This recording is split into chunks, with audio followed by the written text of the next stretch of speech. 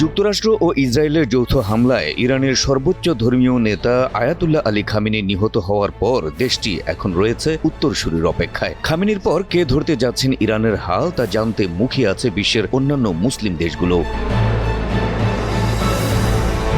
জীবিত থাকাকালীন Ayatollah Khamenei আনুষ্ঠানিকভাবে তার উত্তরসূরি হিসেবে কারো নাম বলে যাননি। ফলে নিয়ম অনুযায়ী নতুন সর্বোচ্চ নেতা নির্বাচনের দায়িত্ব পড়বে ৮৮ জন জ্যেষ্ঠ আলেমের সমন্বয়ে গঠিত নির্বাচিত সংস্থা অ্যাসেম্বলি অব এক্সপার্টসের উপর। সম্ভাব্য ব্যক্তিদের মধ্য থেকে যোগ্যতার বিচারে এই অ্যাসেম্বলি অব এক্সপার্টসই নির্বাচন করবেন ইরানের ভবিষ্যৎ নেতা। বিকাশ পেমেন্টে ১০,০০০ টাকার বেশি অফার। শপিং চলছে তো।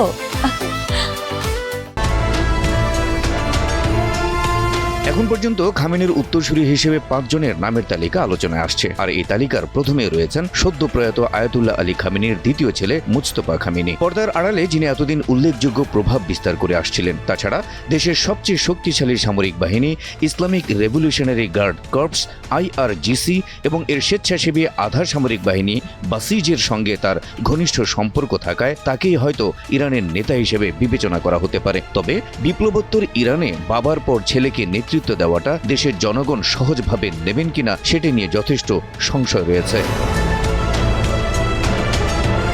মুজতবা খামেনির পর ইরানের সর্বোচ্চ নেতা হিসেবে আলোচনায় রয়েছে আলী রেজা আরাফির নাম, যিনি একজন প্রতিষ্ঠিত আলেম এবং যার রয়েছে সরকারি বিভিন্ন প্রতিষ্ঠানে কাজ করার যথেষ্ট অভিজ্ঞতা। বর্তমানে আরাফি অ্যাসেম্বলি অব এক্সপার্টসের ডেপুটি চেয়ারম্যান হিসেবে দায়িত্ব পালন করছেন। তিনি সর্বোচ্চ নেতা আলী খামেনির ঘনিষ্ঠ হিসেবেও পরিচিত। পাশাপাশি তিনি ইরানের কওমি ভিত্তিক ধর্মীয় শিক্ষা ব্যবস্থারও প্রধান।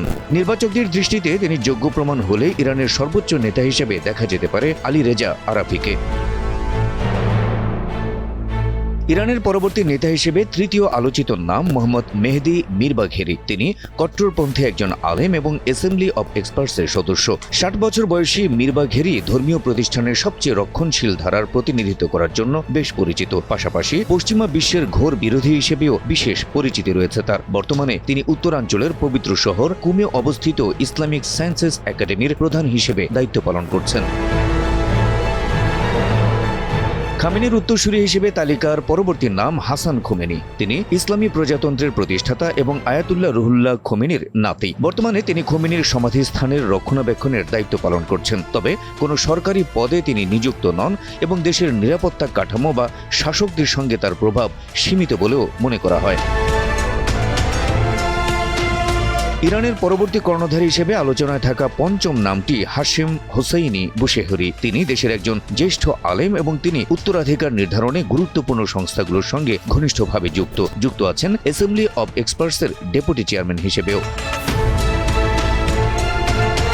ইরানের নিয়ম অনুযায়ী ৮৮ জন জ্যেষ্ঠ আলেমের সমন্বয়ে গঠিত নির্বাচিত সংস্থা অ্যাসেম্বলি অব এক্সপার্টসের সিদ্ধান্তের উপরই নির্ভর করছে কার কাঁধে ন্যস্ত হচ্ছে ইরানের শাসনভার। তবে সহসা এই নির্বাচন প্রক্রিয়া সম্পন্ন করা যাবে এমনটা মনে করছেন না বিশ্লেষকরা। কারণ মার্কিন প্রেসিডেন্ট ডোনাল্ড ট্রাম্প ঘোষণা দিয়েছেন চলমান এই হামলা আরও কিছুদিন অব্যাহত থাকতে পারে। ফলে এই মুহূর্তে পরবর্তী শাসক নির্বাচনের জন্য জ্যেষ্ঠ আলেমরা কোনো মিটিংয়ে বসার ঝুঁকি নিতে চাইবেন না। তবে ডোনাল্ড ট্রাম্প ইরানে তার কোনো দুরভিসন্ধি বাস্তবায়ন করতে না চাইলে আলোচিত এই ৫ জনের মধ্য থেকেই নির্বাচিত হবেন খামেনির উত্তরসূরি, এমনটাই মনে করছেন বিশ্লেষকরা। Habib Rasel, NTV online.